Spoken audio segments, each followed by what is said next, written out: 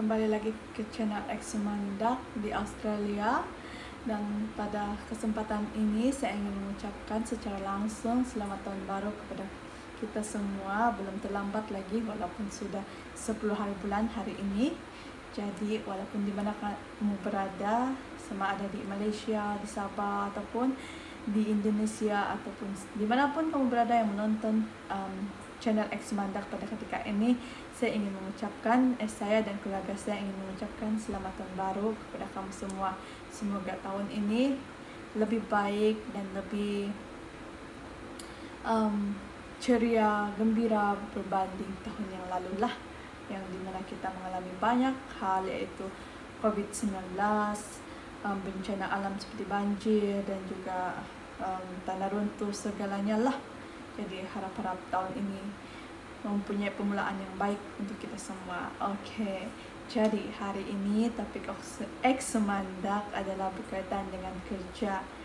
Tentu kamu sudah lama ingin tahu info-info kerja di Australia kan? Dan saya sudah lama tidak update pasal kerja di Australia. Jadi hari ini saya ingin membincangkan topik mengenai kerja di Australia, yaitu dibayar secara macam mana. Maksud saya sebab kalau kerja di Australia dia sebab ada dibayar secara hourly, yaitu per jam, ataupun secara kontrak lah, yaitu mengikut apa yang kamu buat lah, kontrak, piece rate begitu. Oke. Tapi saya tidak mau mengulas dua-dua sekali dalam video ini sebab nanti dia akan memakan masa yang sangat lama. Jadi saya hanya akan mengulas kerja hourly dahulu, yaitu kerja dikira per jam. Oke.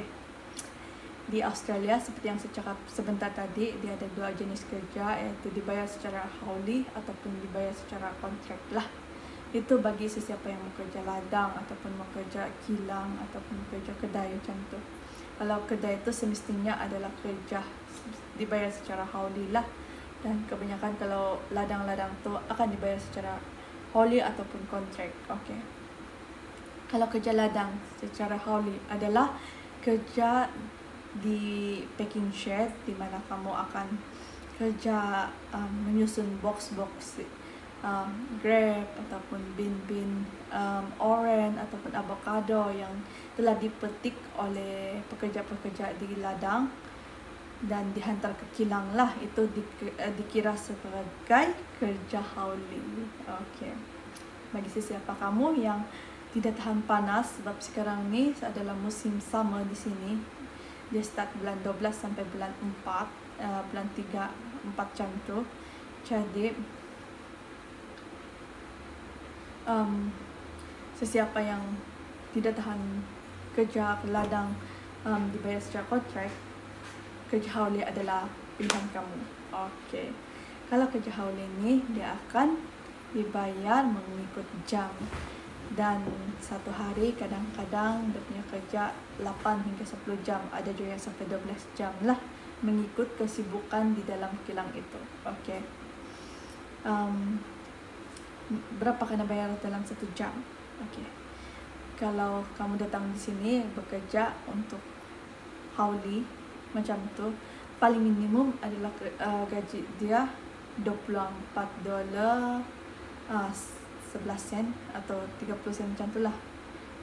Itu 2019 sampai 2020. Yang 2021 tahun lalu dia ada kena kasih naik sedikit, pergi $25.41 per jam, sebab dorang kekurangan pekerjaan, jadi dorang kasih up lah gaji pekerja di sini, pekerja ladang untuk hourly.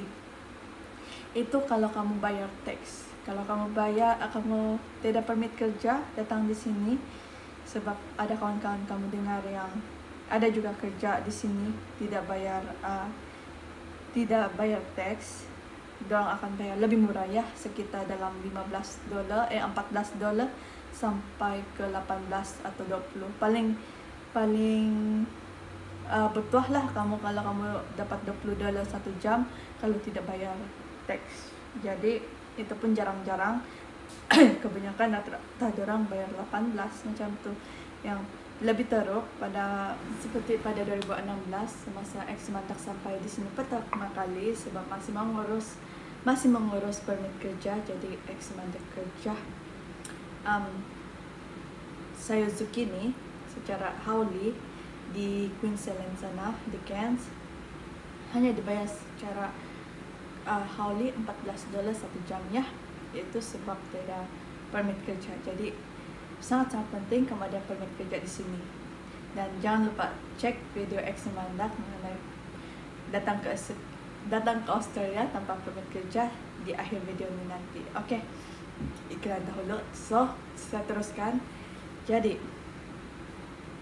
kebaikan kerja hauli di Australia adalah satu, kamu punya pendapatan adalah tetap.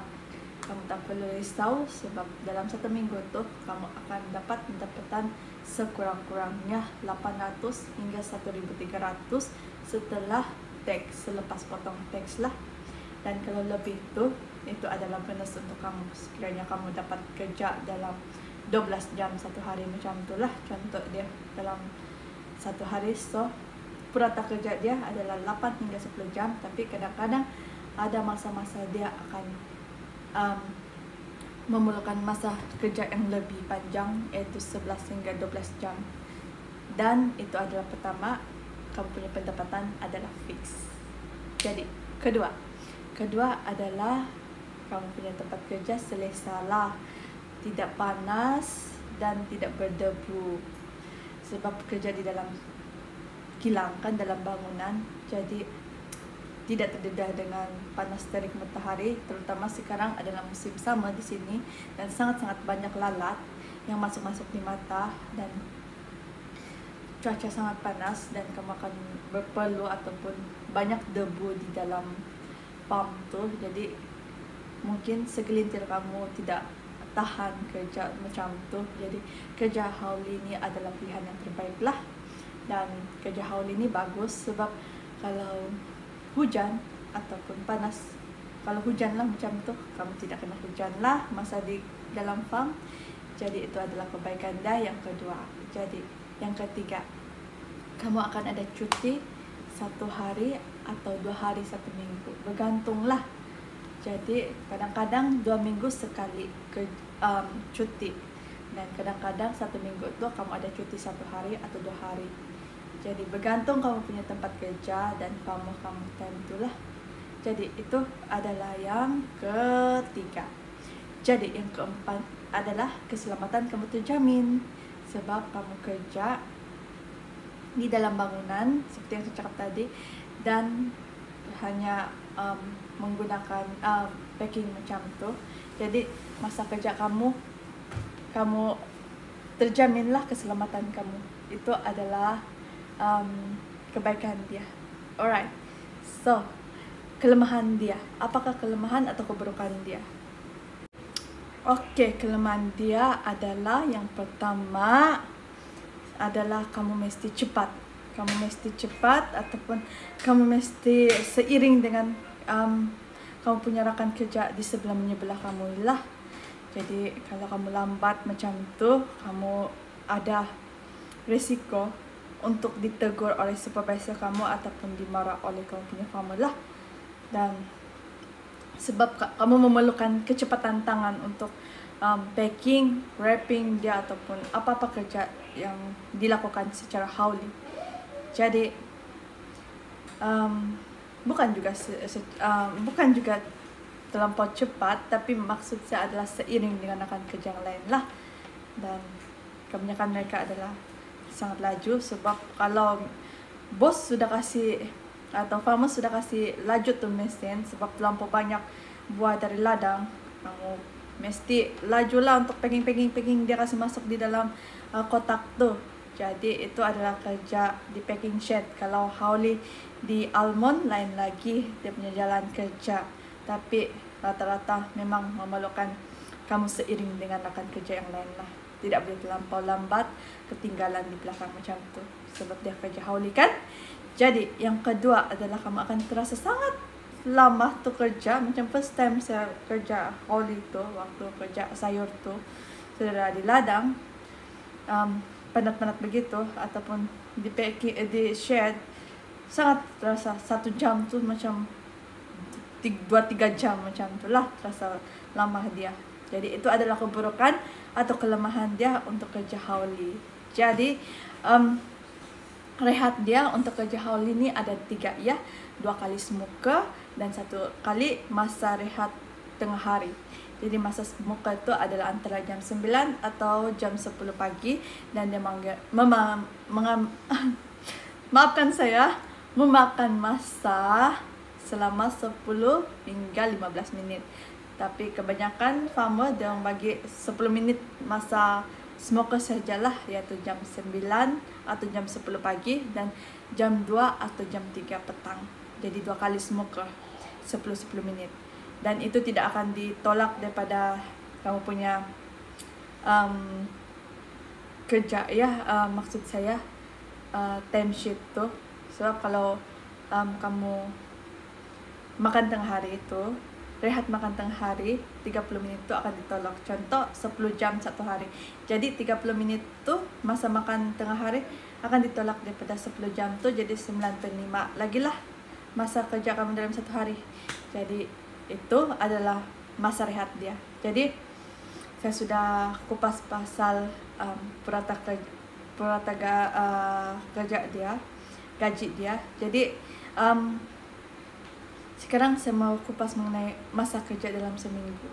Macam yang saya sudah cakap sebentar tadi, dia ada masa kerja 5 hingga 6 hari 1 minggu, dan hari Minggu adalah cuti lah. Tapi kadang-kadang kalau masa sangat sibuk, kamu akan diberi roster selang-seli untuk siapa yang cuti ini minggu dan siapa yang cuti untuk minggu depan, macam itu. Jadi begitulah kerja hauli di Australia, dan bidang kerja untuk kerja hauli ini adalah sangat banyak. Dan di ladang contoh bahagian packing shed macam tu, iaitu packing buah di kilang. Dan kedua adalah bahagian maintenance, kalau kamu buat kerja kasih bersih-bersih pokok anggur atau buat kerja yang diberikan oleh farmer lah, tapi dia akan bayar secara hauli. Jadi kerja almond pun begitu. Kalau kerja almond rata-rata adalah secara hauli, dari segi irrigator dia, ataupun harvest, ataupun maintenance, ataupun mechanical, semuanya dibayar secara hauli lah. Jadi hauli juga, kerja hauli juga ada di bandar, di kedai-kedai makan macam tu, pasar macam tu, kilang daging dan sebagainya. Jadi itu adalah sedikit sebanyak informasi yang dapat saya kongsikan mengenai kerja hauli di Australia. Okey. Jadi saya harap kamu ada dapat gambaran serba sedikit mengenai kerja hauli di Australia. Jadi video saya yang seterusnya, saya akan mengupas pula kerja kontrak di Australia. Apa tu kerja kontrak? Apakah itu kerja kontrak, kebaikan, keburukan dan sebagainya lah.